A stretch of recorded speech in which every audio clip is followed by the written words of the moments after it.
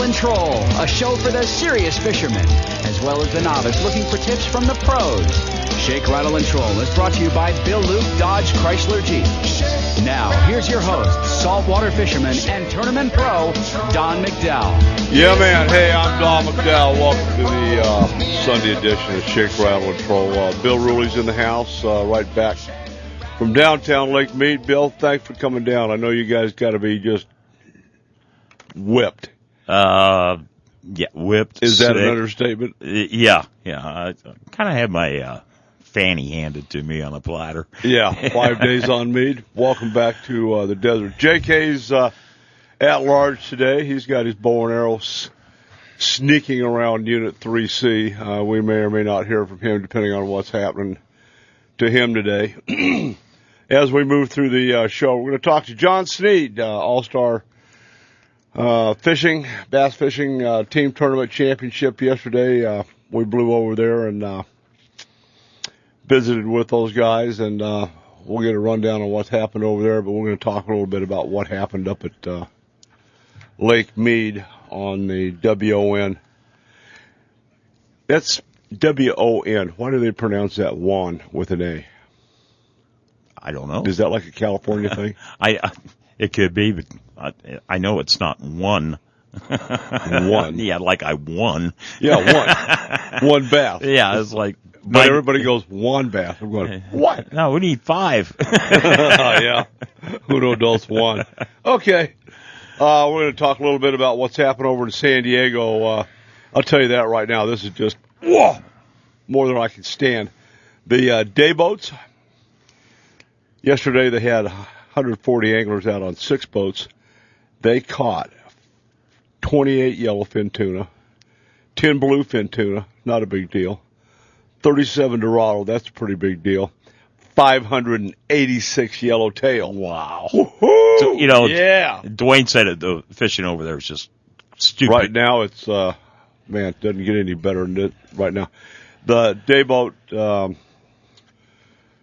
fish per stick was 4.75. That is, anything over 3 is just, awesome. The day and a half boats, they had 5 boats out, 104 anglers, 117 yellowfin, 168 bluefin, so those guys are hanging a little bit further. 220 yellowtail, 58 Dorado, and here's the kicker, guys. Day 1, they caught 4 skipjack. Day and a half boats, 8 skipjack. That's a bad thing. Is it? That's a really bad thing, yeah. Explain that to me. Well, here's how it starts. The yellowtail come first. Yeah. Historically, third week of May, let's say. Albacore show up about a month later, third week of June, all things being equal. Bluefin show up about same time in July, and then between July and now, yellowfin show up, the Dorado show up. And towards the end of the whole deal, you start seeing some big eyes. I have not seen a report of the big eyes. The big eyes are big, giant yellowfin with eyes about the size of a softball, literally. Wow. And these are 150-pound, 200 macho. Oh, man, big fish. Arm breakers. And then at the end of this whole migratory pattern, here come the skipjack. They don't make good cat. The only thing that makes good cat food. They're no bueno. Can't you chop them up for no bait? No bueno, Carlos. Can't you chop them up for bait? Yeah, exactly. So anyway, the day and a half boat ratio was 5.49 fish per stick. Still really awesome. Still time. Those skipjack they could be around for a month before the end comes. I don't know. And nobody I've been able to talk to, the currents are warm and swinging in, swinging out. It's just like a big giant lake, Everything that we suffer from on the lake happens on the ocean. Moon phase, barometric pressure, weather, wave, da-da-da-da-da, Just on a grander scale. Yeah, we call it Mo Bigga. All righty. I want to thank you and Dwayne for going up there and grinding it out with those guys. I'll tell you what, that was one hell of a field up there, John. John Murray was in the hunt. Clifford Perch, I think this is his second place finish. Yeah. After winning 2 championships. Wow. What was your overall take on the event? For 142 boats, I think One Bass did an awesome job.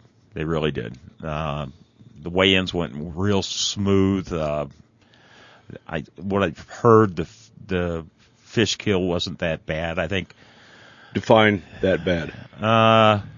5 fish, I think, on first day. The Game and Fish people were cleaning them and donating them to. You got to take them home for some. Yeah, they say they were donating them to their kids. Yeah, I get it. All right.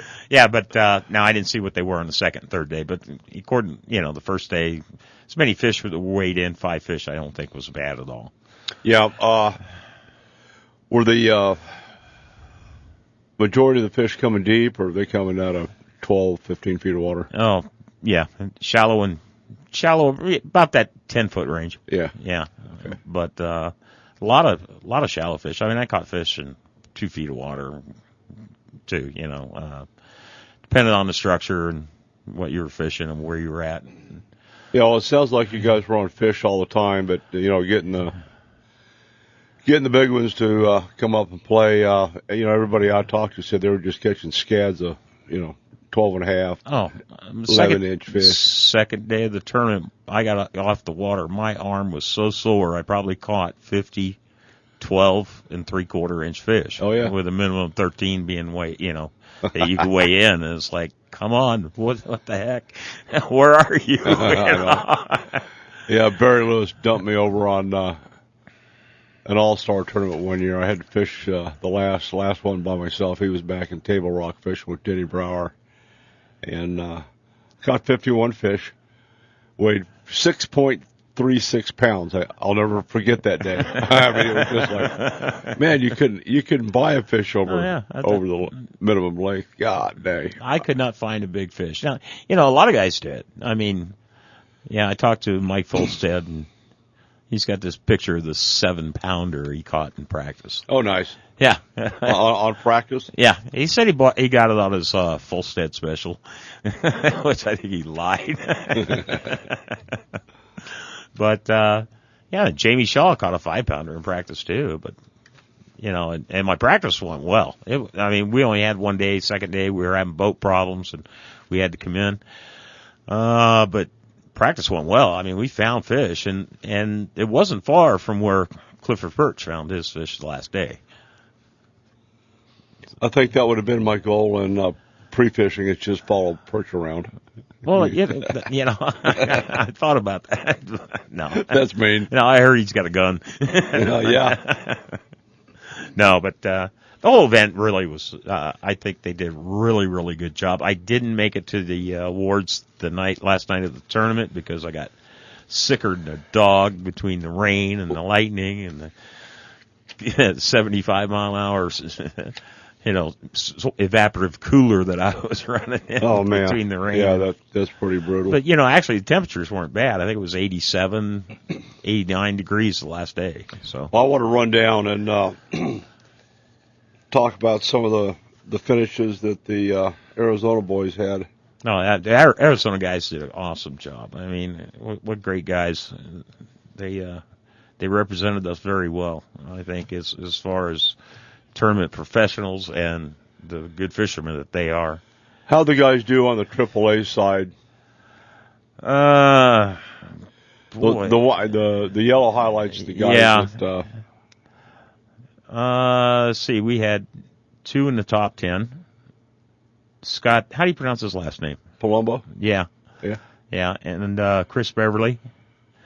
And then 16th place we had Paul Matthews, Sean Henry in 18th place, and 24th place we had Eric Hammer and Duke. How do you pronounce that, Donnie? Who's that?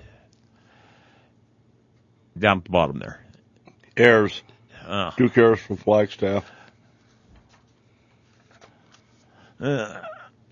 Wow, we had a lot of non-voters from Arizona, didn't we? You know, I didn't take time to count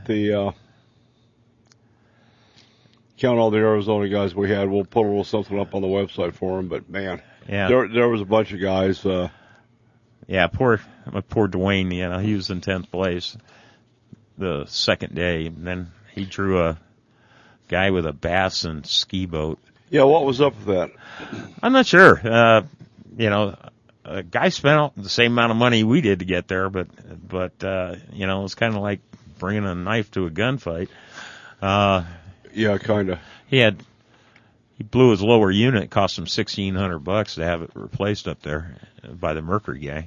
And third day, I mean, the guy really didn't catch very many fish. I don't know his name, but I know that the third day he didn't catch any, and Dwayne caught one, which knocked him from 10th place down to 65th place. Wow. So he wasn't real happy about that. But, you know, second day he drew Brett Height and got 10.5 pounds, which really helped him a lot too, you know. Well, the way this thing shook out, Rusty Brown, first place, Clifford Perch, second, Brett Height, Justin Hanold, Tommy Jonovich from Phoenix, Gary Dobbins. Let's see some of our other guys. 11th place, Todd Herman from Gilbert. And going on down the list, a couple of guys, John Perkins and Sean Bailey, 16th and 17th. And from Lake Havasu, and our buddy Paul Hodges did a nice job at 18th. And Johnny Johnson was 22nd from downtown Lakeside. Paul Whitaker from Gilbert. You know, Matt Shura was in the 30-something. Yeah, he's an awesome fisherman. Yeah, glad to see those guys. Anyway, hey, we're going to thank some of our sponsors, and when we come back, we're going to talk a little bit about what happened over at the All-Star Team Fishing Tournament. John Sneed, Roosevelt Lake. I'm Don McDowell with Bill Ruley. Yeah, man, we'll be right back. I'm going fishing, gonna catch a big one today.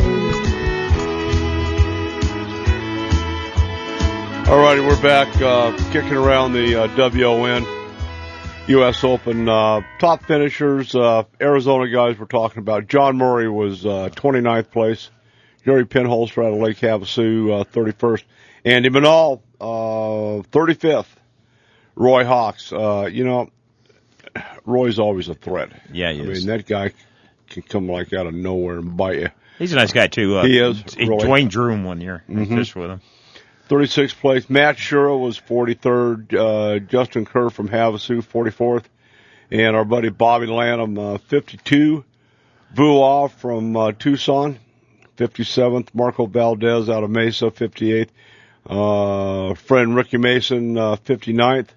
Kevin Caruso, 61st. Jamie Shaw out of Coolidge, 62nd place. Mark Poe out of Coolidge. Do you know Mark? No, I don't. I can't put a boat with that name. Randy Canott out of Tucson, 74th. Michael Caruso out of Peoria, 83rd. Burden Ridgeway, 85th. Ed Shaver, a couple of, let's see, that's 4 or 5 guys out of Havasu, 85th. Mike Brillhart out of Waddell, 87th. William Ruley, you know him? No. Look, you only use your first name when you get arrested. Yeah, I would know him if he was in, like, 20th place or something. All right, well, you needed 92nd. Shane Moline out of Kingman. Then let's see, Chris Evans out of Las Vegas. Don't care about that. Tommy Wonderland out of Gilbert, 98th. Steve Molinari, 105th. Clay Lippincott, 116th place out of downtown Goodyear. Tommy, Chester Baxter, 124th place out of Glendale.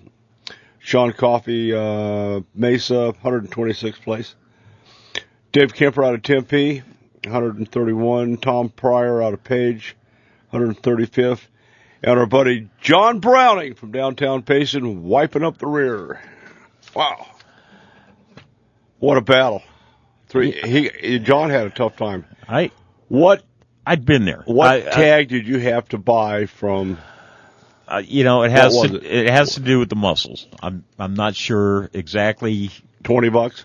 I think it was only 10, but it cost me like 30 because I had to use the hotel computer to try to get it, and they charged me by the minute. Well, okay, I need to figure out what that was. So, yeah, it's the something. quagga mussel sticker. Yeah, invasive species. Invasive species. Actually, no kidding. Yeah. Nevada's doing something about the mussels. Well, Go figure. Bad part about it is I didn't know anything about it, and there was one guy got DQ'd the first day because he didn't. Browning got DQ'd. Is that who it was? Yeah. And didn't know anything about it. I could have been DQ'd because I didn't have it, but You didn't have one? I didn't have one. Oh. Didn't know about it, but I was fortunate enough not to get a ticket because they didn't stop me. Or they couldn't catch me. So they had, One or the other. yeah, they had DNR out there checking licenses and stuff. Yeah. Well, and maybe Arizona should follow suit. Well, what I heard, they're going to. We're working on some stuff. Yeah. And I mean, I'm just trying to figure out where the money goes. If I seen a brand new cleaning station up there or something. Well, it's going into enforcement. We're talking about some stuff that I don't want to talk about right now. Later we'll talk about it. But I'm telling you, clean, drain, dry your boat, pull your plug out, because what we're facing here in Arizona is a Class 2 misdemeanor. Yeah. They're going to bypass, hopefully, the civil penalty and go right to spanking, and you have to go down and see the judge. Yeah. Well, it's going to be painful. It's kind of be like blowing through Star Valley and getting a radar ticket. Yeah. Well, $285. Going back into California, they do the inspection on it, and they don't want Arizona boats over there. No. Trust me. No. Actually, it was Dwayne's boat, California boat. Well, we don't want his boat over here. Beeline. But and if it doesn't pass it, they quarantine it for 30 days. Well, either that or decontaminate it. No, they quarantine it. Why don't they just wash it? I don't know. I have no idea. California gets it. Washington gets it. Washington, no, God, don't get me off. I got to get off the AIS stuff. Washington, unilaterally, every agency, law enforcement, the LEs, LEOs, are enforcing AIS protocols. You driving down the lake, you got your plug in, bam, they pull you over. You better not have any water in the boat. If you do, it just escalates. Or if it rained. Oh, well. Yeah, that's water. Yeah, well, everybody's got it. What do you mean, what if it rains? Well, I mean, you got water in your boat when it rains. If you go through an inspection, shame on you. You wouldn't have the water in the boat if you pull a plug out. Yeah. Gotcha. Yeah. Well, I know, not Oregon, but Colorado, they put a thing right on your boat to your trailer, and they clip it down with a seal, and you got like 7 days or something. Yeah. Well, I'll say this, then we get off of it. Arizona doesn't have it going on yet, but we're turning the gas up underneath that particular boiler. Yeah, well, is that like... The only thing we've got, Bill, is containment, or we're going to be having the same discussion that we had with Tom McMahon. Oh, gee, we've got him in PAL. Really? Yeah, well... I'll give it a year, we're going to have the damn things in Bartlett. Oh, yeah, and that's what I was going to say. Is it, are we closing the barn door after the cow got out? No, not yet. We may have, but I think as responsible boaters and conservationists and sportsmen, you need to clean, drain, and dry your boat. Clean, drain, and dry your waders. Yeah. Your inner tube. Yeah. But I say waders. And God knows the jet skis, the responsible jet ski people are doing it too. I don't know a responsible jet ski person. Well, that's an oxymoron. Yeah. One of the bigger problems we have is the bladders inside the wakeboard boats for the ballast. I followed one going into Roosevelt yesterday, and he pulled out that little storage place before Pumpkin Center. Following, every time we got up the hill, water was just pouring out of that boat. Wow. And I'm like, wow. Therein lies the problem. But anyway, we're working on some stuff, and won't beat that up or beat anybody else up over it. But it's going to change. Trust me. Well, I hope it changes soon before we do have it. Yeah. Anyway, tell me about your bite. Well, top water. Let's start with the go-to. Top water. practice, it was off the hook. Nice. It was, I mean, Yes. I had so much fun in practice. But It always is. That's what Yeah. keeps you coming back on day one. first day of the tournament, I went to my spot, fished topwater till 11 o'clock, Which one were you throwing? the Rico. I know, but what name? I don't know. It's the silver with the purple and black back with a little dot. click a shad. Yeah, I love that one. And anyway, Well, you didn't like mine? yeah, I liked yours too, but mine doesn't All matter. right, thank you, Bill. We're going to go to a break. You'll be able to hear Bill next year after the U.S. Open. Didn't throw my bait. I gave him 2 of them. You gave me 5 of them, Oh, man. but you gave me 1. Libido Lures, check it out. It's number 574, Hammer Shad. Bill didn't use it. We were young with all of our might. Catch us if you can.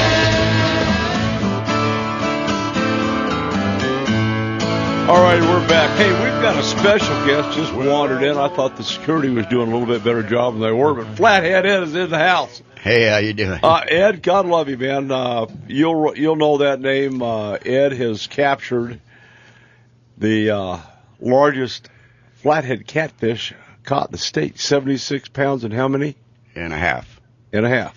Well, Close enough. The 5.4 is actually the record, but they're recorded at 5.2, so I'll just say a half. I'm good with that. All right. Well, hey, thanks for joining us. That's good. Wow. Okay, we're going to talk about that. What do we need to do to finish up on Lake Mead? Oh, I don't know. Whatever you want to talk about. You know, one thing I noticed that was pretty interesting. The AAA weight was like a half a pound more than the winning weight on the Pro Se. Really? Yeah. AAA weight was 31.78, and Rusty Brown was 31.25. It's a shootout. Yeah. Well, having said that, you're going to fish it again next year? No, never again. No, Okay. I say that every year when I get back and I'm sick and I'm beat up. But Well, no, I will definitely go tomorrow or next year. 5 days on Mead will make you want to have a yard sale and sell all your stuff and take up beer drinking and bowling or horseshoes and cornhole or darts. Yeah, something. Anyway, yeah, I'm glad you could make it down. I'm really excited to have you here. Man, tell us about your catfish, first of all, and then we'll get into some other how-tos and what you do and all that kind of stuff. Well, Where'd you catch it? How'd you catch it? I was at Bartlett Lake on April 12th. At about 2 o'clock in the morning, you know, them big boys, they start running about midnight. That's when you want to get your coffee and get up because it's getting ready to start. Really? Yeah. Get you a nap between 7 and 10, then get up and get ready. Uh-huh. That big boy hit, when it hit, you know, I knew it was a big one when it hit because the little guys, they'll hit it and they'll run off with it. Them big boys, they hit it and who the hell's going to take it away from me? Thump. Yeah, and you hear it click, click, click, click, click, and you're like, oh man, that could be the one. I jumped up out of my cot and I grabbed that pole out of the rig and set it and Now, were you at a boat or on the shore? I'm on my pontoon. Okay. Yeah. We fish are all wrong, Don. I'm in my cot. You know, I wake up. Well, Next to the refrigerator and the barbecue. I had to get out of my lazy boy to get into my cot. Damn! I smell catfishing coming on. Well, you know, 39 weekends on the water last year. I try to stay comfortable. You know. You got air conditioning? No, but I do have a mister system. I filter from the lake. Nice. Okay. But I set it, and when I set that, I said, "Oh man, you know, I got 11 last year in the 40 to 50 pound range." And when I set that, you could just tell the way that pole loads up. It's like, wow, this is good. I figured it was a 50, 55, you know. Anyway, just guessing at the first set, and it started ripping off drag after that set, and I thought, oh man, it's a little bigger than that, you know, because I got my drag set at about 35 pounds. And it started pulling drag off, and I'm like, oh man, yeah, well, just hang on here a little bit. And I got it, pulled it up, and I felt the weight hit a tree. You feel that thunk, like sharp. And I'm like, oh man. So then I started pulling a little harder, and finally got him out of the tree after the third try. Then I got him up about 20 feet of water. You know, he come up a little bit, and then I had him. And I could tell at that point it was probably the biggest one. I didn't know for sure, but it felt good. And I finally got him up to the surface, and I looked down, and I had my hook was only in the corner of the mouth. Just had about a half inch of meat, so I backed it's supposed to be. I backed that drag way off, and I'm like, well, we're going to be in for a battle now. If I try to horse this thing, I'm going to lose him. Got him around to the front of the boat, finally wore him down, got him up on top, wore him down, and I got grippers that open up and they grab the lip so it doesn't harm the fish. Yeah, I ain't sticking my hand in the mouth. Sorry. I see him do that on TV. Not fishing with body parts. Well, they'll bite the crap out of you. Yeah, they'll leave a mark on your hand. Them big ones will. And I stuck that lip gripper down to grip him when I'm coming through the front doors of my pontoon. That's the only place I could land it. And I caught it on a front pole. And I stuck that lip gripper down. I hit him right in the nose. I missed, and that pissed him off. Boy, he took off and run about 35 yards of that drag running light. He just run off, and I thought, oh, man, there's nothing I could do. Just hold on and hope he don't tree up on me. And he finally slowed down. I reeled him back in. Well, the next time I got that lip, and when I started dragging him on that boat, he just kept coming and kept coming and kept coming. I'm like, my God, how big is this fish? I got a scale on my little Rapala lip gripper, and I picked it up, and it said 75 pounds. I went, man, this is, oh, no, it couldn't be. So I zeroed it out, and I picked it up. I had a lot of adrenaline, so I didn't have any problem picking it up again. I picked it up the second time, and it weighed 75 again. I went, oh, my God. Well, my buddy Bill Stewart was around the corner there, and I got the boat all tied up, and I went over to him, and we proceeded to get this thing weighed out officially after that. And we weighed it at Bartlett Lake Marina at the unofficial scales with 77.23. Are their scales certified? No, they're not. I got to ask a question. What in the hell happened to the scales that the department gave these marinas? Boy, I couldn't answer that question. I know that Game and Fish has given these guys scales, and they're supposed to keep up with them.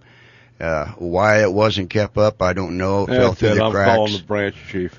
You know, it fell through the cracks or what happened with that. That's crazy. But, boy, I sure would like to put that. It broke my heart to have to take a fish like that from the water, you know. We practice CPR, which is catch, picture, and release. And excuse me? Yeah, we ain't touching our lips to them, no. CPR, catch, picture, and release. And that's what. Okay, I'm good with that. Yeah. I like that. And we try I had to a girlfriend with whiskers once. we try to put them all back, but this particular one, I just got my guide license April 1st, and God blessed me with this fish on April 12th, and man, I talked to a dozen people and just tried to weigh out what decision I wanted to make with that thing. It took me a couple hours to make up my mind to decide to, in order to transport that fish, of course, you know, you can't transport any fish live from any body of water in the I've heard that rumor. It's not a rumor. It's true. So I had to wind up taking the fish and then going in and weighing it. It weighed 76.54 official at Game and Fish. Uh-huh.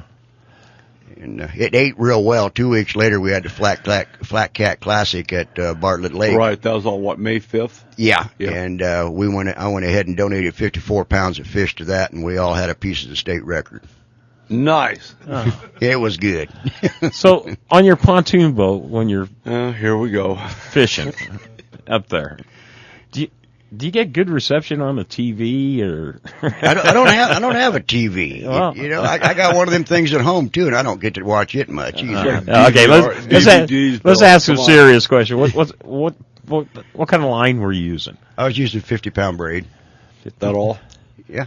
Yeah, you got I use the Akuma 45D convectors. Yeah. They're a big reel, and they got a good drag system on them. I got 8 of them on the boat. It's basically a Shimano drag system. Yeah, it's a great drag system, and I just work the drag. A lot of these guys will use 100, 150, 200 pound, and these boys get up in the trees. You need that if you're depending on where you're fishing for them. My particular way of fishing, I fished right down below the boat. I'll fish in 7 feet of water. Yeah, but now, are you bouncing the bottom or what? Excuse me, Bill. Yeah, go ahead. No, I just fish straight down below the boat. How far? A couple feet off the bottom. Okay, that's my question. Yeah. And you can fish all the way up through the water column. Them big flats are out roaming around looking for. Yeah, food. they are. They're going to find it. With their sense of smell and because like a bass, a walleye, a pike, all them. Their olfactory receptors are like 17 to 27. A flathead's 280. Wow. So they're going to smell out there. They're going to see what's going on. They're going to find that fish. So I got a buddy of mine does that all the time up at Apache, and he told me he caught a 50-pounder, and I'm like, you're so full of it. Yeah, he brought me a picture of the thing, and I'm like, holy crap. Well, you're living proof right here with Flathead Ed, Homer Towns and Mark's dad. Yeah, I know. He's him and that bunch of guys he runs with. I mean, they're 50s, 60s constantly. Yeah. On Roosevelt. I mean, they got it going on. So were you fishing like on a flat or sand or rock? Well, or? look for structure. Yeah. Structure, tree clumping, stuff like that. It's Same kind of with like bass fishing, you bass guys do. You look for the structure. That's what we fish. And what kind of you mentioned 70 feet? Is that the norm? No, I didn't mention 70. I said I fish up to 7 feet deep. Oh, okay. Up to 7. 7. Yeah, okay. I very rarely go over 25 feet. Okay. Really? Yeah, unless I'm in the dead of winter, and then I'll get on a little. That lower. kind of blows another myth. Yeah. I'll get a little deeper in the dead of winter because the water's warmer down there. Sure. But in the summer years, I'll fish 5 feet from the shoreline with my front pole. It may be in 8-10 feet of water. How many rods do you have in the water at one time? You're only allowed to have 2 per Just person. 2? Yep. If you got the stamp. If you got the stamp. Yeah. Now, what were you using for bait? Carp. Carp. Yeah, 2 to 5 pound carp is what I'll use. How'd you catch the carp? Well, that's part of you got to get out and get your bait before you go flatten, or otherwise you're just camping if you don't have bait. Go flatten. Yeah. That's a new one on me. Where are you going? Flatten. Yeah. All right. This is my new best friend. Yeah, why too? I'm sad Bob isn't here because Bob loves catfish. Oh yeah, Bob's diehard, man. Yeah, we'll talk about that when we come back. We're going to thank some of our sponsors more with Flathead Ed, Phil Ruley, and Roll Call. Unfortunately, we have one soldier to tell you about that paid the price for you this week. I'm Don McDowell with Phil Ruley. Flathead Ed. Dawn breaks, cowboys ride the other day. I headed into town.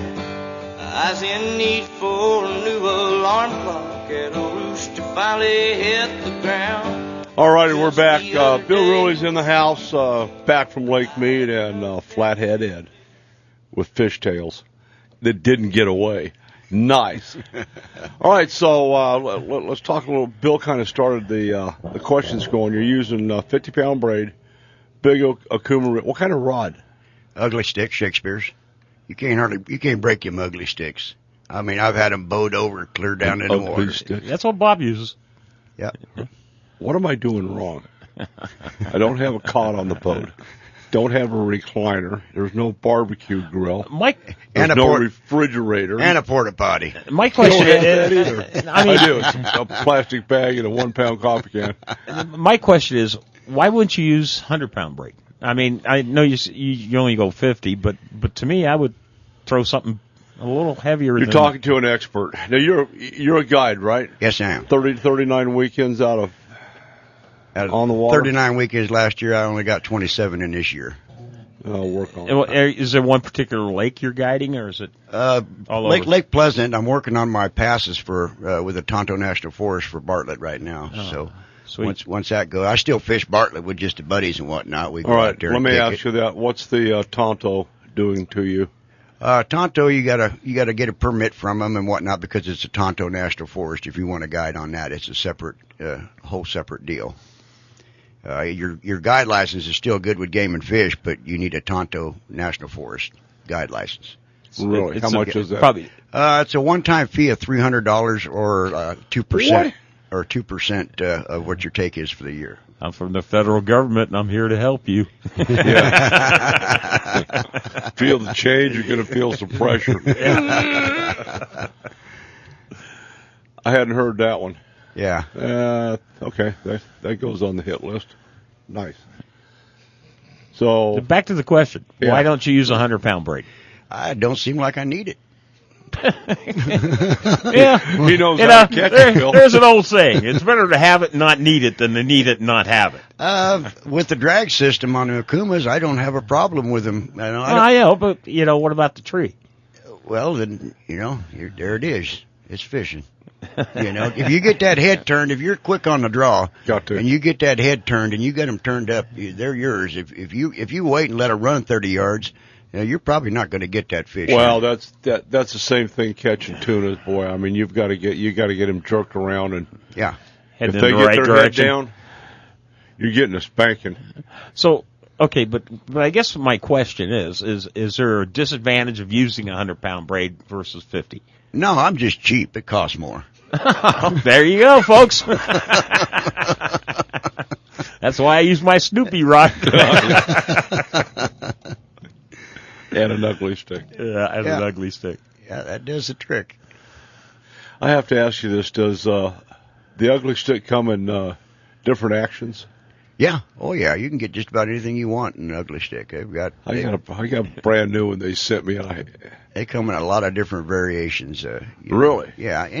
I recommend going from the 15 to the 30 or 40 pound. Don't go any smaller than that for these flats. Well, I was talking with Bobby Wright, and I was all proud of myself. I said, "Yeah, I got something I catch catfish on." So I get the tuna rods, and I'm ready.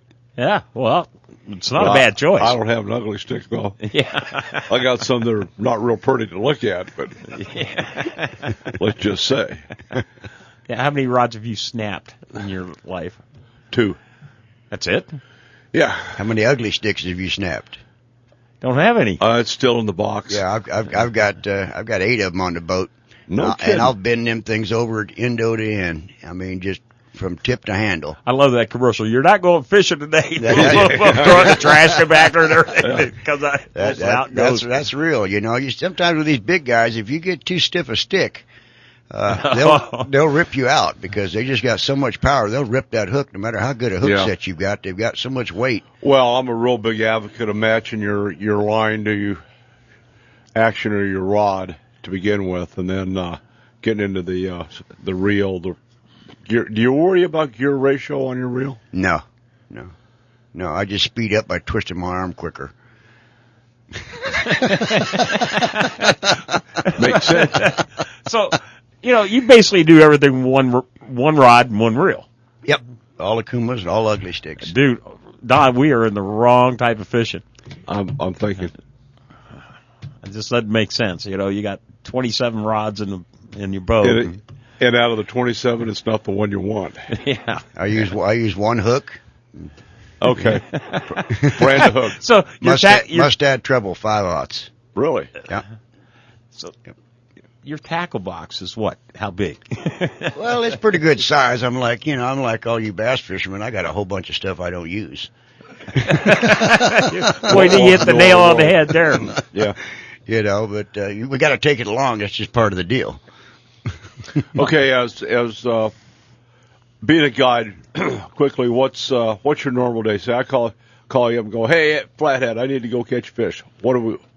Well, we'll meet at the ramp at about 2:00, and then I'll bring you back next morning. Afternoon, and I'll bring you back next morning about 10:00 in the morning. I'll put you on shore. We don't leave the boat once we get there. We'll go out. We'll catch some bait. Catch some carp, some bluegill, and then get set up on the flats for the night, and we'll catch flats all night, or try to anyway. I've had nights that I haven't caught any, but I do pretty good usually. 2 weeks ago, I took a buddy of mine out, Joel and his wife Linda, and the first time she'd ever been fishing, and caught her a 42.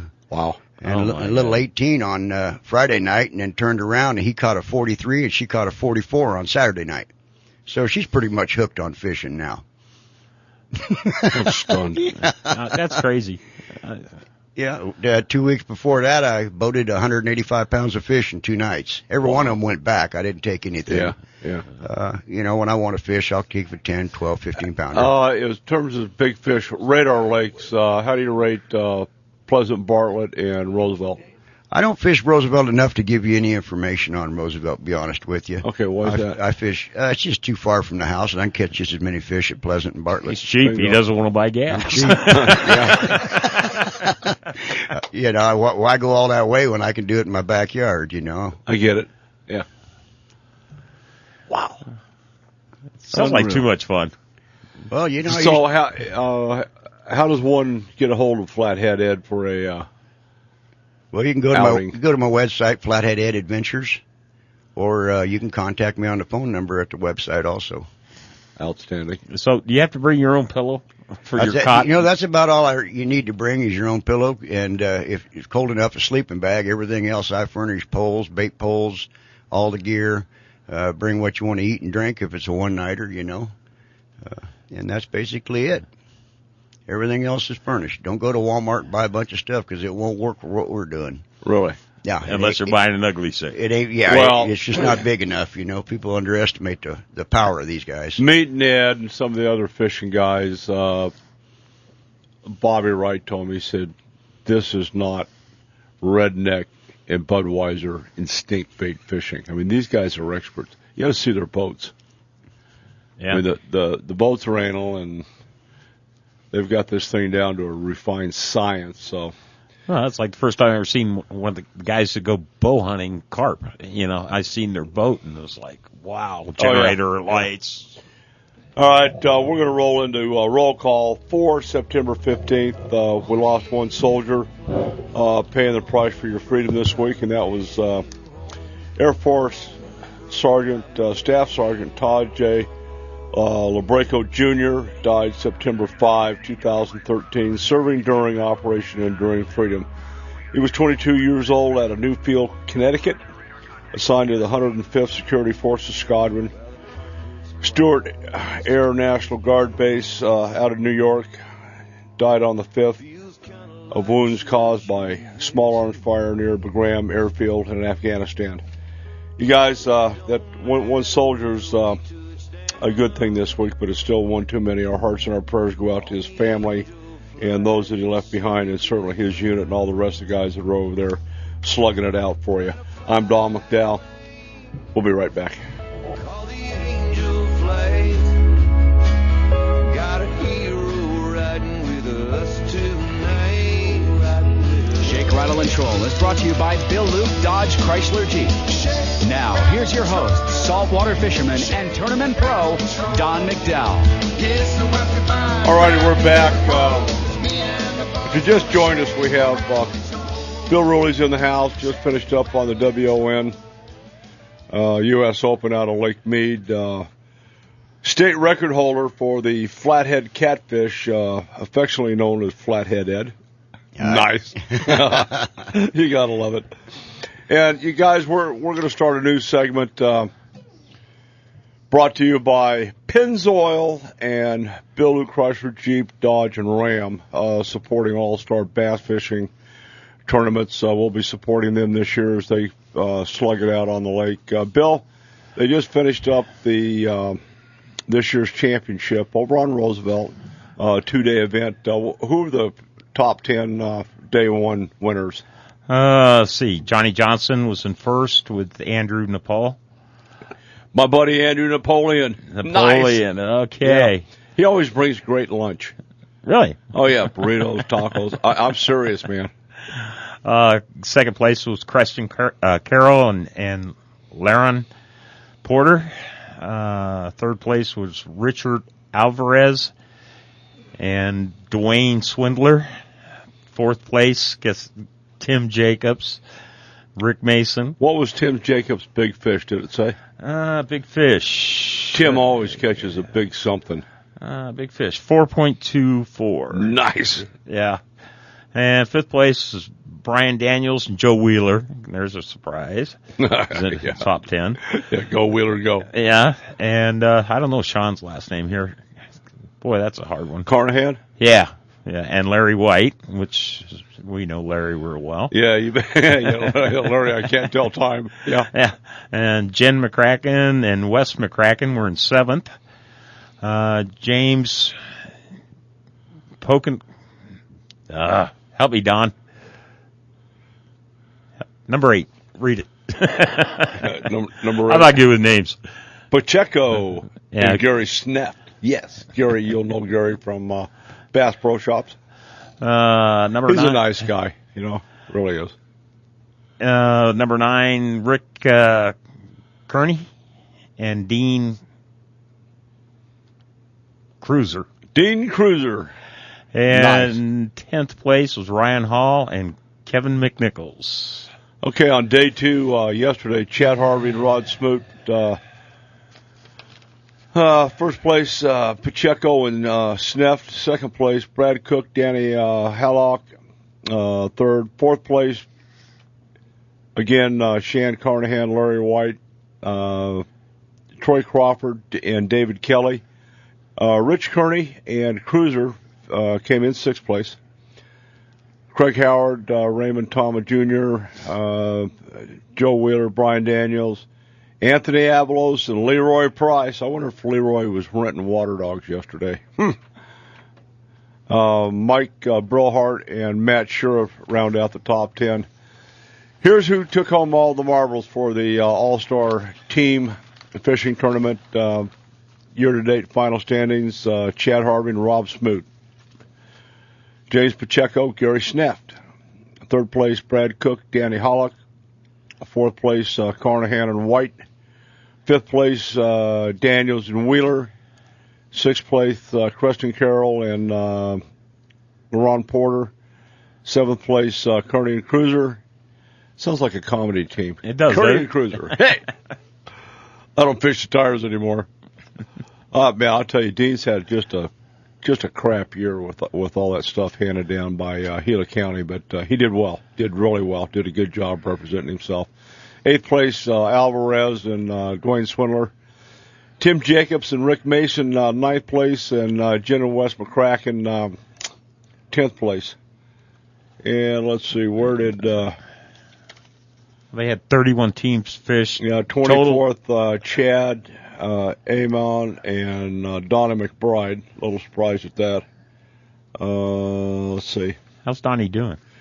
Doing pretty good. He's got a lower unit down on a Yamaha. They're fighting with Yamaha and the insurance company, and everybody's saying no. And looks like they had a factory defect on a drive shaft. Yeah. And it finally pulled loose. So anyway, the good news is Bill Luke is jumping in with All-Star.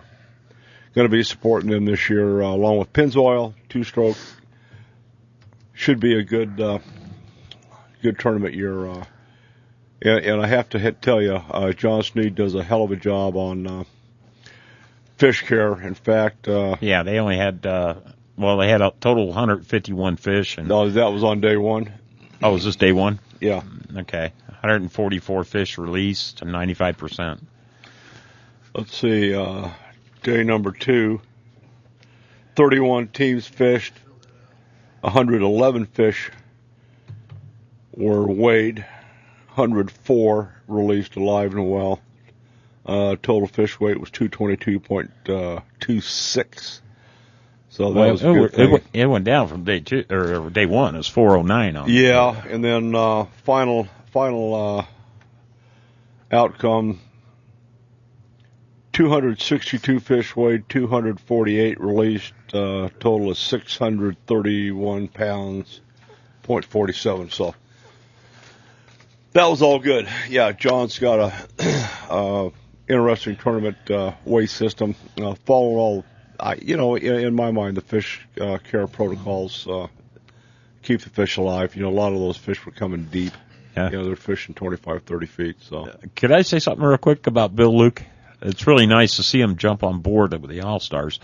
But I want to thank you and the guys over at Bill Luke. I mean, the deal I got on my daughter's Jeep was just phenomenal. And nice. I mean, it was like almost $7,000 off sticker price. Wow. They got, the best, we checked around and one of the other dealerships and I hate to say it, but my daughter's in the military and she's security forces in the Air Force. Anyway. She's just back from Korea, correct? Yeah, back in South Korea. Anyway, So she didn't have as much money. So I shopped the best I could, and I mean, Bill Luke just blew everybody out of the water. And the best financing I could get for her was like 9.9% financing. Bill Luke got her down to 6.8, wow, which made like almost a $40 difference in That's her payment. huge. Yeah, I mean, they just did a phenomenal job, and thank you for taking me over there and introducing me to those My guys. pleasure. And the other thing I got to say is happy birthday, Mr. McDowell. Thanks. 59? Oh, yeah. What anniversary of your 59th birthday is it? Let's say there have been many, and I qualify for the Denny's discount. Sweet. So do I, so let's have go. 4 pieces of mail from AARP every week. Isn't that funny? No, it sucks. I know. I can still get them all the time. Well, here's what I did. You know, they were hammering me on insurance through AARP. I'm going, okay, I'll try it. They get it. It went up about 37%. Why? Because you're insuring an old guy. Think about it. There's no savings there. Yeah. Anyway, oh my gosh. Yeah, but, you know, they really give you a good discount on your golf cart. Yeah. When they see my ATV, it's a 2.5 ton 35. All right, back to you, Ed. What's your next big adventure? Fishing. Good fishing season's coming right up right now at, October, November. Is that the best time for the big boys? Well, the big boys, it's the lake stratification, it turns over. And then big boys, it's kind of like the first snowfall. As soon as it turns over, there's about a 2-3 week period in there. They just gulp everything in the water. Hey. It's big boy on time. When do these guys historically spawn? In March, April, May. Interesting. Because they are anytime they want. Yeah. Scoot over, mama. Yeah.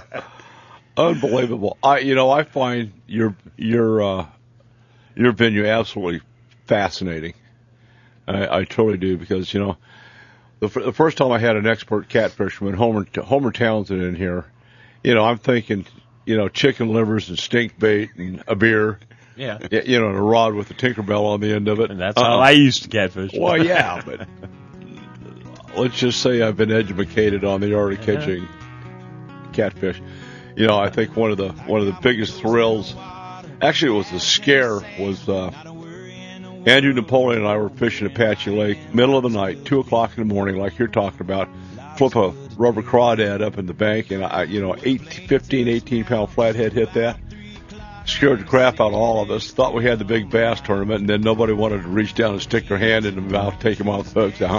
No, we just cut the line. Damn, that was an ugly fish. Anyway, when we come back, we're going to switch gears and go to Philipsburg, Montana. Woo! Why? Because nobody else is there. Yeah. We'll be right back. I'm Don McDowell with Flathead Ed. Oh, yeah, I'm here too. Bill Early. Yeah, okay. Nice. Ass in the sand, not a worry in the world, a cold beer in my hand. All righty, we're back. We're going to change gears and go to Philipsburg, Montana with Steve and Jim. Hey, good morning, guys. Hey, Tim. So give me a clue. What's happening up in Philipsburg, Montana? How's your weather, guys?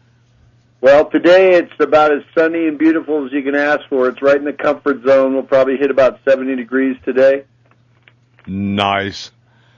Well, I've been listening to Pat about how cool it is up there in Philipsburg. Give me a rundown. Tell me about your community up there. Well, the community is about 900 people. It sits in a very picturesque. I got it. Whatever. You can't say that. You can't say that on the radio. They didn't hire me because I was smart. Just because he's a sheriff, he can't say anything. Okay? Ex-sheriff, retired. Hey, it sits right in the middle of the Rocky Mountains. It's absolutely beautiful, about 5,280 feet in elevation. Wow. Hundreds of miles of fishing streams and lakes, abundant with lakes, great trout fishing. Bears? Bears? Little bitty bears. We've heard of it. Yeah, we have wolves you can get a permit to go after. You're my best friend. Nice. Woofs. Okay, yeah, we're definitely fighting the wolf battle down here. Well, it's interesting because it's actually a success story because they're about 3 times the level they said was sustaining, which is a success for people that wanted to have the wolves come back, and they're doing a better job making the ranchers whole when they lose a calf. That's nice. So it's kind of finding its own balance up here, Don. Well, the thing that we've got going on down here, we've got the Mexican gray wolves, and on the ESA, the Forest Service wants us to have more wolves. The thing right now that we're waiting for, Matt Cronin, University of Alaska professor, is coming out with some genetics and DNA study. Rumor has it they're not wolves; they're wolf-dog hybrid. So it's going to be real interesting to see what happens. But anyway, they're about half the size of the wolves that you boys have up there. Yeah, ours are. I see them once in a while when I go fishing, and you notice them. They're good size. But I hope we did not want to just promote the fishing and hunting, because what we're doing is people that live here and love to fish and hunt is talking to people about what it's like to be in business here or move here with your family, which is kind of a little bit of a twist on a fishing and hunting show, but. That's really what we've been doing, is talking to people around the country about the idea of what happens if you go to the wilderness and never go back. I don't think my air conditioning business would do very well up there. No, it would have this year. Yeah. Oh, yeah? It depends on what kind of business you're in. We're not. We have a little brochure. I don't know if you saw it, but it's funny. It says, want to live in Philipsburg, because we get a huge number of tourists that come through every year. And then there's an asterisk, and down below it says, bring your kids, bring a job, because we're really not looking for folks that are just seasonal, because it's a great place to live. And that's the main thing we've been talking to people about, whether they're from Arizona or wherever they may be, that Montana's pretty special. But yeah, if you have an air conditioning business, it's probably a little tougher than if you're working on the internet. But a lot of those people are available now to go where they want to live. Well, that's one thing nice about the age that we live in with computers and email, text mail, all that kind of stuff. You can do what basically I can't. You can't. I can do what I need to do anywhere on the planet. I came here because I love to fish, and then I'm a filmmaker. I have a film company. I send films around the world, DVDs and documentaries, and it's easy squeezy to work here with, taking something down to the post office, and we're not remote anymore. The sheriff's lived here pretty much all his life and has seen phenomenal change in the kinds of the economy from mining and lumber to what we have now. Wow. Now, when you talk about the post office, when you go to the post office, can you gas your truck and get a hamburger? Shoot a game of pool? About that. You can, no, but let's see. Philipsburg, just to put it on the map for you, we're between Missoula and Butte, in a high mountain valley, about 30 miles off the interstate, and this town was one of the biggest silver towns in history. So we have a phenomenal infrastructure. Our entire downtown's a National Historic District, all these wonderful old buildings. But we also have a hospital. We have a school with a 9-to-1 student-to-teacher ratio. And then then you add in there's 3,000 people in the whole county. We have more elk than we have people. Probably about my kind of place. Yeah, and I'm a trout fisherman, so I seldom make it out of the county. There's enough. But the school itself, Steve sent a bunch of kids through the school here, and they're all doing well. You want to talk about that, Steve? It's a wonderful place to live. I've traveled all over. Haven't ever found a better place to live than this little valley in here. The school has that 9-to-1 student-to-teacher ratio, and that is phenomenal with the care the kids get. But we can't just survive on tourism. We've got to have a few new souls here. We got to have people that care about the community as much as we do, and that's what we're looking for is the new prospector, the person that wants to live here and enjoy the outdoors. And Men's Journal said it was the What was it, Jim? They rated of all the cool places in America. They said Philipsburg was the coolest place to live in the past. Let me ask you a question. Now, we live in Phoenix and nice and sunny and warm. Today's only going to be 105. Yeah, 3 bazillion people. Yeah. How many months of winter do you have? And how many months of snow? Well, let me put it this way. I think there's a fallacy about how bad our winters are here. There are certainly places that are far, far worse than this. Most of Minnesota is probably worse than we have. Our largest snowfall last winter was probably 2 inches in depth. Really? We had more than that in Flagstaff. Well, what'd you say, you're at 5,000 feet? Yeah, we're a mile up, so we get real dry snow, and we're right on the. Okay, so that's just about like Prescott. Yeah, that's actually not bad. Bisbee or somewhere like that. Yeah, I think it got down to 0 once last winter, but then again, it can vary from year to year. Look at Colorado right now with all the rain they're getting. How they're getting as much rain in a week down there as they generally get in a year. Well, yeah, they're talking about a 100-year flood. They're just getting hammered. Yeah. Don, one thing that probably put it in perspective is, when it snows up here, we just go out and play in it. We've got a ski hill 6 miles from town. We have an NHL skating rink, the Rotary Club built here in town. Everybody's used to snowmobiling, ice fishing. That said, when we want to, if you can get away for a couple weeks in January, February, people will head somewhere like Phoenix or down to Mexico, or they'll get out a little bit. But probably one of the most critical things about our winter is that we have 350 days a year that have some sun. Nice. And we're kind of in a blue hole where we don't get those overcast days where you're socked in and it really gets on you. So we might have a snow day and it's 10 degrees and yet the sun's out, and I'll tell you that's postcard weather. It's beautiful. Well, I'd like to follow this up, in the next week or two and talk about some of the business opportunities that you may have, explore your fishing and hunting opportunities a little bit more. I wish we could dedicate more time to it, but we're pretty booked today. What's your crime rate up there, just out of curiosity? Well, our crime rate is really low. Yeah. It's relative to your population and all the demographics. I can tell you, as 4 terms as sheriff, we just didn't have a lot of problems. What we have on occasion are people coming here and trying to hide out with. Okay, guys, we got to flip into a break. Let's plan on following this up next week, okay? Can you do that for me? Yeah, next week. Maybe Steve can. We'll have to see. But all righty, Jim and Steve from Philipsburg, Montana. Check it out on the map on the.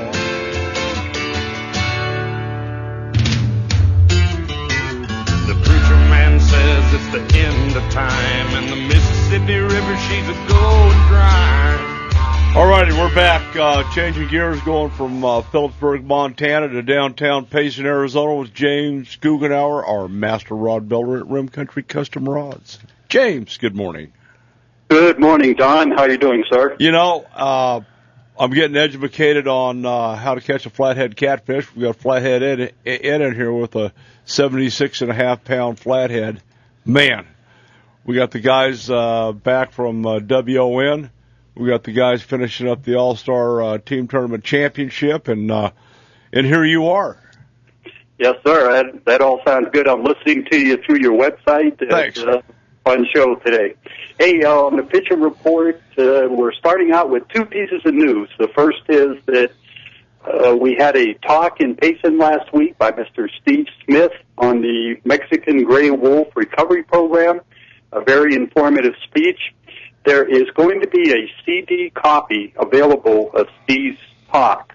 So if anybody is interested in getting a copy of this very informative talk on the wolves, they can visit my website at rimcountrycustomrods.com, and I'll make sure that I get a copy to you. Just send me an email through my website.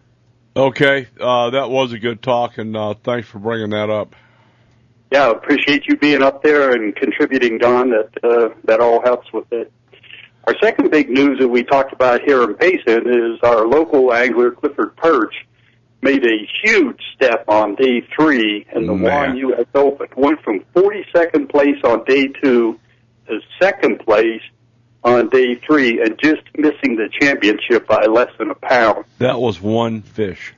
Yeah, and this is Clifford's third second-place finish, and that goes along with 2 championship wins at the U.S. Open that he's had in the past. So, great job by Clifford. He got a nice check for his efforts up there. Yeah, he did. Now, on Roosevelt Lake, the water level actually increased 1% this past week, and we currently stand at 45% full.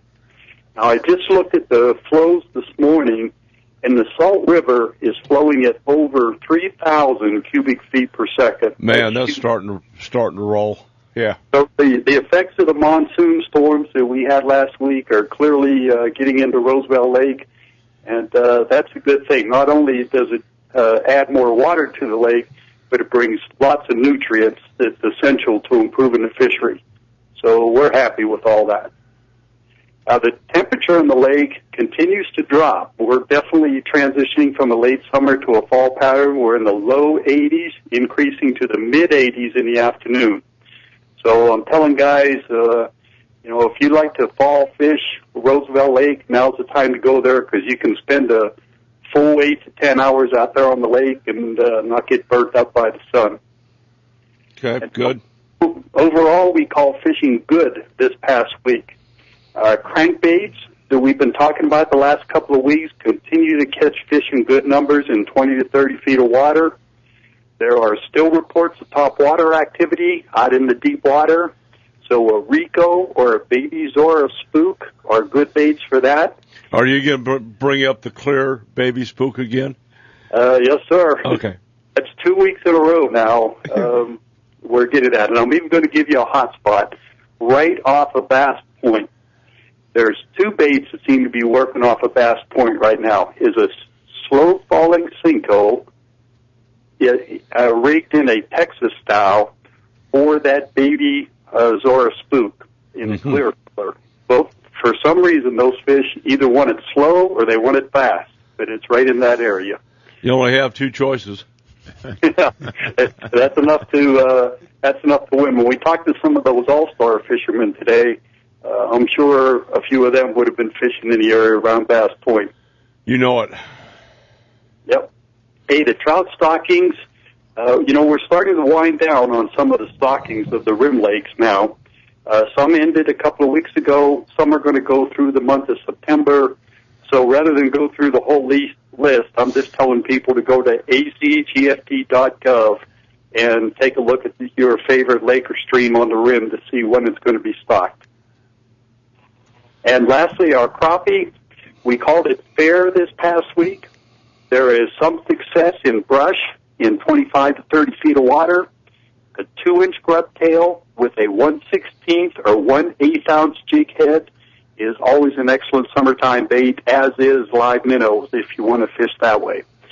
2 colors for crappie are black, blue, and chartreuse, and a John Deere, which is a green and yellow color. So both of those are successful to crappie in 25 to 30 feet of water. James, since we have our master catfish guy in here, what do you hear on the catfish report up there? Anything?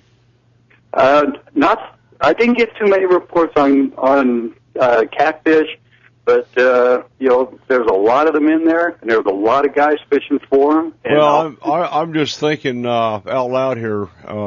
Ed, can you do a weekly catfish report?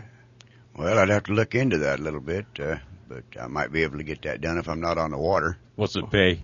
It's cheap, remember? Donuts. Hey, Ed, it pays as much as the Rim Country Fishing Report. Yeah, there you go. yeah, you little free advertising and all the abuse you can handle. Yeah, nice. Yeah, that's something we really haven't talked about. Every once in a while we'll get Homer in here or somebody from back east. There was a girl I think back in Oklahoma, 19 years old, won a noodling contest with a 72-pound catfish. And looking at the picture of that little 19-year-old girl, she couldn't have weighed 90 pounds, 95. I'm thinking, wrong. Maybe the catfish are having a little girl contest. Yeah, probably so. All right, James, at the conclusion of Steve Smith's talk on the history, and that was a interesting history lesson on the wolves. We have some comment cards down at Chasing the Dream Outfitters. They're going right straight to Congress. And if we can encourage your folks up there to run down there and fill out a card, put it in the box, we'll get those to Congress. Before they do go to Congress, Big Game Forever is going to draw one lucky winner out of there, and you will be the recipient of a new Savage 300 Winchester mag rifle. So it's not all for naught. We have those comment cards at Lookout Mountain Outdoors, a couple of blocks north of Bell Road on Cave Creek. We have them over at Sportsman's Warehouse. And Payson, we've got them up at Western Drug in Springerville. So all you have to do is write your name and phone number down and your email address. Done deal. Get a chance to have your voice heard in Congress with the rule makers and a chance to win a new Savage 300 Win Mag. So, absolutely. And then the bigger thing is, everybody needs to understand this wolf recovery program, whether you're for it or against it. There's a lot of misinformation and a lot of good information out there. So we encourage everybody to look into it and cast your vote. Let the representatives know how you feel about this program. Outstanding. I appreciate all you guys, you and Dennis, and Shoot from the Heart there at Mountain Bible Church. You guys always are doing some really good works up there, so thank you. Thank you, Don. All righty, anything else to add? What are you hearing on the elk hunt front? Oh, we hear elk daily up here this time of year. The elk are moving into the rut. I was thinking about JK yesterday because in the afternoon there was a thunderstorm warning for Coconino County that said they were going to have flash flooding, and I'm thinking, I hope he's not sitting up there in a tree stand somewhere getting soaked. I don't think he can sit still in a tree stand. The report I got from him on the 14th, he jumped a 6x6 out of a bed right at 40 yards. He was sneaking through an area. Didn't get a shot at him, but he said the big boys were really quiet in that particular area. And yesterday they glassed up a great big bull and 9 cows, but they were pretty spooky. The rain came in and washed them out the last 2 hours of the hunt. So they're hard after it this morning. Coming back this afternoon, hopefully we'll re-engage Wednesday, Thursday, something along those lines. Yeah, that's good. It's wonderful. Each morning up here, just before dawn, they really get active right at that time, and I just enjoy hearing them up here. Outstanding. Have you had a chance to speak with Clifford yet, personally? I talked to Clifford as he was on his way home from the U.S. Open, and as you could expect, he was pretty excited. The story that he was telling was he got on the good fish there, but there was a thunderstorm moving in, so he had to get back to the weigh-in, and he was quite away from the weigh-in, so he was debating because he still had 1 2-pound fish in his live well, and he wanted to upgrade that fish, but he didn't trust the weather coming in. So he took off for the ramp, or for the weigh-in, and as he started to get closer to the weigh-in, he realized that the storm was a little further away than what he thought it was. Turned out he got back like 12 minutes early, and then he was kind of wishing that he had stayed and tried to upgrade one more fish in there. Yeah. How fishing goes. I seen Clifford up there. He did an awesome job, and I believe that was a record bag for that day for the U.S. Open. I think it's the largest bag they ever had. Really? That was. Nice. All righty, well, Clifford's always a threat. Our best to you and all the folks at Payson. You guys are doing an awesome job up there, and thanks for engaging on the whoops. Thank you, Don. Talk to you next week. Absolutely. James Guggenauer, check him out. You can't get an ugly stick, but you can get another stick. We're going to have to get you a catfish rod. I'm Don McDowell. We'll be right back.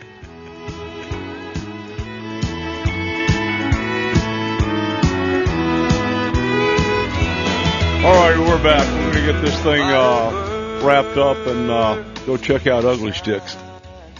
Nice. Walmart. I think, how much are they? $29.99 or something? Yeah, roughly. Sounds like you can't go wrong. Yeah, I'm taking up catfishing. Yeah. Might as well as good a bass fisher as I am. But these guys have more fun than we do. Yeah, our stuff's actually work. They have fun. Yeah. Oh, Pat was doing some math. He spent $5,000 to catch how many pounds of fish? 15. 15 pounds of fish? 32. Okay. 3 days.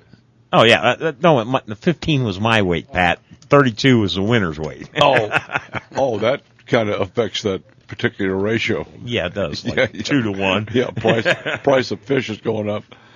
And give your website and all your contact information out. And I got to thank you for coming down. This is good stuff. Yeah, you can get a hold of me at Flathead Ed Adventures is my website, or you can contact me by phone at 623-256-7245. And if we call after 10 in the evening? Probably won't get me. I go to bed at 8. There you go. All right. I'm just saying. Well, you know, it's your birthday. You probably should start going to bed at 8. Yeah, I do. Trust me. Yeah. All right, that's good. What can you? This bait thing, you guys are catching 2.5 to 5 pound carp. Yep.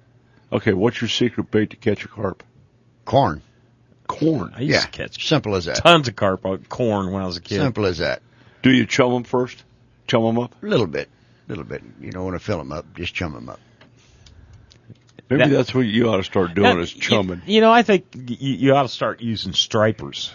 Well, they make them legal. I would. You got to catch a striper first. Oh, it's illegal to use a striper for bait? Yes, it is. I didn't know that. Where does it say that? I'm not familiar with that particular Well, rule. if you look at in the regulations, it tells you what kind of baits you can use, and stripers aren't listed. So if they're not listed, I'm taking it as they're illegal. Acceptable live bait or the waters I fish on are bluegill and carp. Nice. Huh. Just thought it would. Or Roosevelt, you can use gizzard shad if you can catch them. Right. There you go. Sweet. Now, are you keeping all your bait more effective alive? Oh, absolutely. Okay, absolutely. So help me out with this. What happened to the myth about stink baits and chicken livers and all that other? That's fine if you want to catch channel cat. I mean, that's what you go fishing for channel cat with. You know, I mean, you can catch an occasional flat, but that's not what they're predominantly looking for. They're looking for live bait. They're predators, just like a bass. They prefer their food all live. I don't know. Well, you know, we are catching channel cats on crankbaits, Cincos. Done that. Had a big flathead up at Fishing with Barry Lewis. One of that, I think it's the second big cut going into the east side, going into Castle Creek. We started fishing that cove. By the time we got back in the back, we had a nice 5-fish bag limit. Threw a white Cinco up by a tree. Bam! Man, I mean, all heck broke loose. And I'm thinking, big fish, big bass, big pot. Yeah, wrong. And then it started the death roll. I'm going, oh my God. It's about a 12-pound flathead. Yeah, I caught a 8.5. I think it's probably about an 8.5 pounder. Bill Luke on a water dog on a nice channel cat. Yeah, maybe you should have taken your water dogs up to Lake Mead. I'm just saying. Come on, Billy. You're not nice, Don. A little salt in the wound. Nah. I'd go in there and chum a cove with water dog the day before. There you go. So what's your best advice for somebody who want to get into catfishing? Is there a group you can join or a club or anything like that? Catfish One is a forum you can go to. There's a lot of guys on there that are talking about catfish and get a lot of information there. If anybody just going out and starting, get you a decent reel, good 50-pound braid minimum, and use that drag system. Don't and an ugly stick. Yeah, if you like ugly sticks, that's a good one.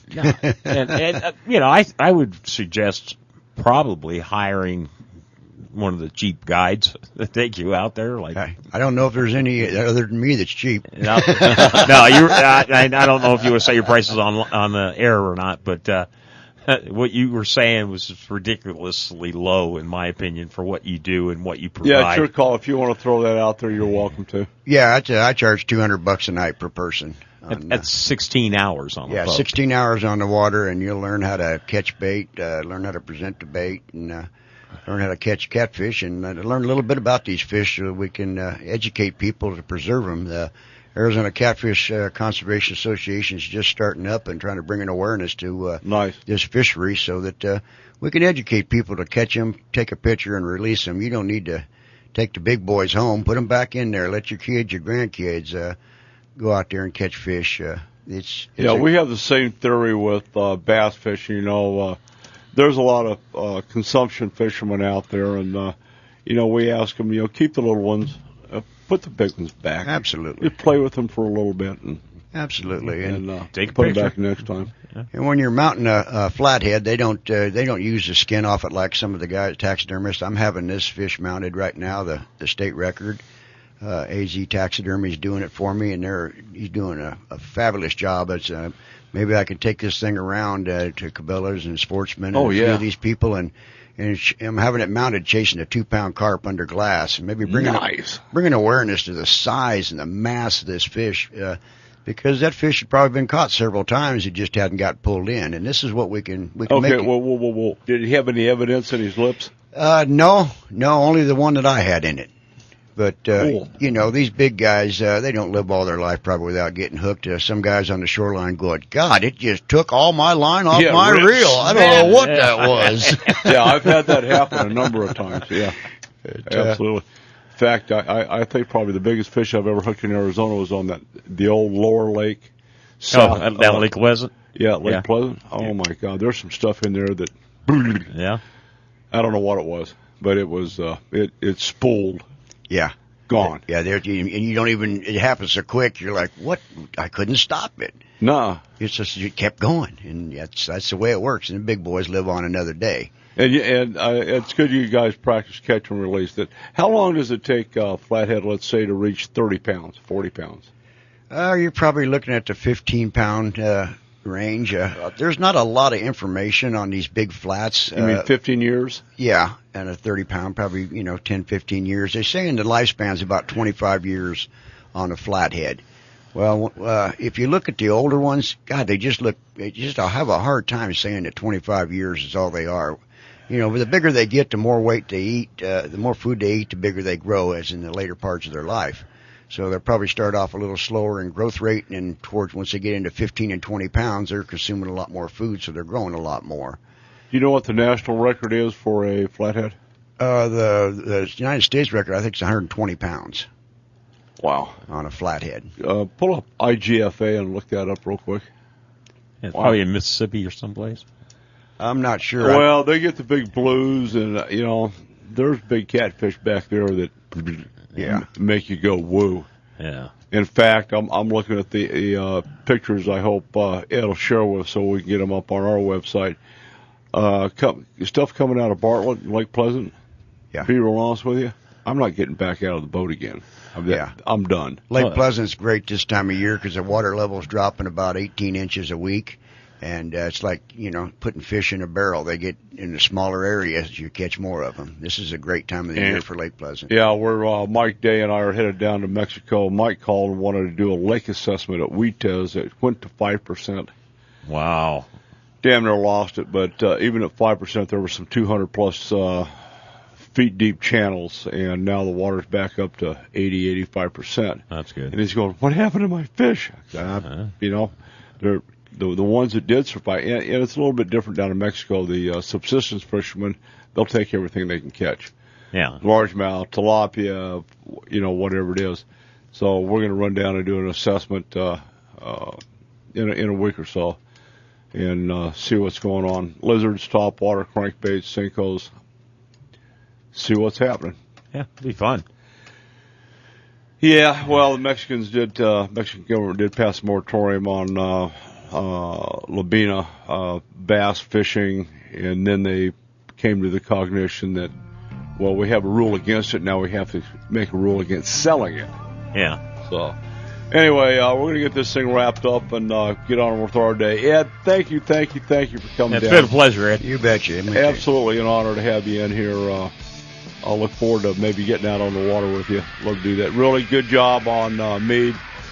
Extend that to Dwayne and all the Arizona guys. You did a good job slugging it out. Next week, we'll be talking to the guys back from Montana. Philipsburg. And fill you in on the wolf front. A lot of stuff going on. I'm Don McDowell. Flathead Ed. Bill Ruley. Take your kids fishing, hug your bass boat, and salute a soldier. We're out of here.